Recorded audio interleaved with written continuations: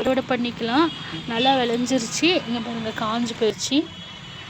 இதுக்கு மேலே நம்ம விட்டோம்னா அழுவி போயிடும். ஏன்னா மற்ற செடிக்கு நம்ம தண்ணி விட்றோம் இல்லைங்களா, இது மட்டும்தான் நம்ம தண்ணி விடாத வச்சுருக்கலாம்.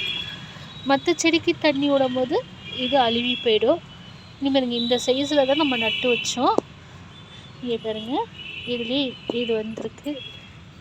ஒரு நிமிஷம் என்னடி வந்துருச்சு பார்த்தீங்களா.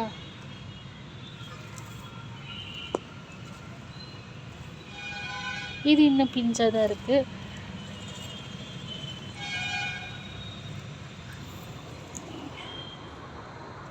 இந்த 2 வெங்காயம் நட்டு வச்சதுக்கு 10 வெங்காயத்துக்கு மேலே நம்மளுக்கு கிடச்சிருக்கு.